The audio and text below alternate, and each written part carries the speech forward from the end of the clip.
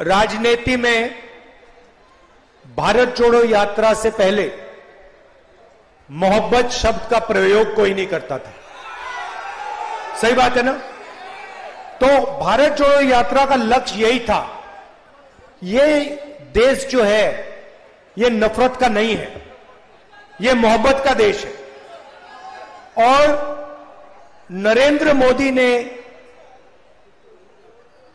RSS ने, कट्टरपंथियों ने पूरे देश में नफरत फैला दी। तो सबसे पहले बात समझने की यह है कि सबसे पहली लड़ाई नफरत के साथ लड़ाई है। इसीलिए हमने भारत जोड़ो यात्रा में बहुत सुंदर नारा दिया, नफरत के बाजार में मोहब्बत की दुकान खोलनी है। और भारत जोड़ो यात्रा ने हिंदुस्तान की राजनीति को हमेशा के लिए बदल दिया। और पहली बार, जो पहले गांधी जी के समय मोहब्बत एक राजनीतिक शब्द हुआ करता था, उसको फिर से सही जगह दी, राजनीति में मोहब्बत को हम आगे लाए। मैं नरेंद्र मोदी से लड़ता हूं, उनके दिल में जो नफरत है उससे लड़ता हूं, उनके क्रोध से लड़ता हूं। मेरे ऊपर 24 केस हैं, ठीक है, 24। एक असम में, गुजरात में, उत्तर प्रदेश में, बिहार में, महाराष्ट्र में, हर जगह मेरा कोई ना कोई केस है। कभी मुझे कोर्ट यहां बुलाता है, कभी वहां बुलाता है, कभी यहां ले जाते हैं। उसके बाद जेल का सेंटेंस हो गया। पहली बार डिफेमेशन के लिए 2 साल की सजा मुझे मिली, ठीक है। उसके बाद मेरी लोकसभा की सदस्यता रद्द कर दी। यह सब आप जानते हो ना? उसके बाद मेरा जो सरकारी घर था वो उठा के ले गए। मेरा जवाब भी आप जानते हो, मुझे आपका घर नहीं चाहिए, ले जाओ उठा के अपना घर, मुझे नहीं चाहिए ये घर। मेरा घर उस इमारत में थोड़ी है, मेरा घर हिंदुस्तान के करोड़ों गरीब लोगों के दिल में है। मुझे तुम्हारे घर की क्या जरूरत? तो ये मैंने बोला।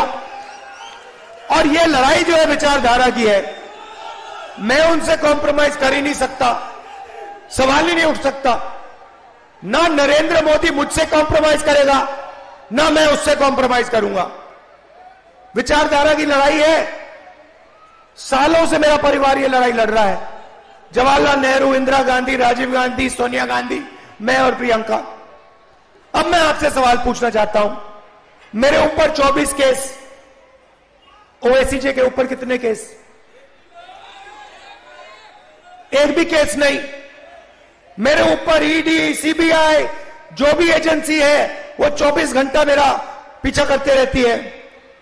ओवैसी जी के पीछे कौन सी एजेंसी है? ना ईडी, ना सीबीआई, ना इनकम टैक्स। खुला रास्ता दे रखा है नरेंद्र मोदी जी ने। तो सवाल उठता है कि ओवैसी जी पे एक भी केस क्यों नहीं? ओवैसी जी की सदस्यता रद्द क्यों नहीं हुई? ओवैसी जी का घर क्यों नहीं लिया गया? क्योंकि ओवैसी जी नरेंद्र मोदी की मदद करते हैं, सीधी सी बात है। मेरे 2 लक्ष्य हैं। सबसे पहला लक्ष्य, बड़ा लक्ष्य, जो मैंने आपको पहले कह दिया, मोहब्बत का देश है, देश में नफरत को मिटाने का मेरा पहला लक्ष्य। अब वो काम पूरा करने के लिए नरेंद्र मोदी को दिल्ली में हराना होगा। उसके बिना यह काम नहीं किया जा सकता। और अगर हमें नरेंद्र मोदी को दिल्ली में हराना है तो तो तेलंगाना में केसीआर को पहले हराना होगा। भाइयों और बहनों, ये एक ही टीम है, ये 2-3 टीम नहीं है। यहां पे बीआरएस, बीजेपी और एमआईएम एक तीनों मिलकर काम करते हैं, तीनों मिलकर काम करते हैं। मुझे बता दो, आपके चीफ मिनिस्टर पे कौन से केस हैं? सीबीआई है उनके पीछे, ईडी उनके पीछे, इनकम टैक्स डिपार्टमेंट उनके पीछे नहीं। सबसे भ्रष्ट सरकार चलाते हैं, मगर ना एमआईएम के पीछे, ना चीफ मिनिस्टर के पीछे कोई ईडी, कोई सीबीआई, कोई इनकम टैक्स डिपार्टमेंट नहीं। मुझे बताओ, चीफ मिनिस्टर का घर छीना इन्होंने, नरेंद्र मोदी ने, उनकी सदस्यता रद्द की, चीफ मिनिस्ट्री से हटाया? नहीं, बिल्कुल नहीं। लोकसभा में जाओ, 24 घंटा बीआरएस के लोग नरेंद्र मोदी की मदद करते हैं। जीएसटी में मदद की, नोटबंदी में मदद की, किसान बिल में मदद की, जमीन अधिग्रहण बिल में मदद की। ड्रामा चल रहा है।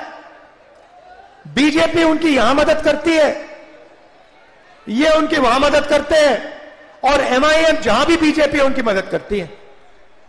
इसीलिए तेलंगाना में कांग्रेस पार्टी को जिताना है, भारी बहुमत से जिताना है, और उसके बाद तेलंगाना के बाद दिल्ली में चुनाव है, दिल्ली में नरेंद्र मोदी को हराना है। ये 2 लक्ष्य हैं।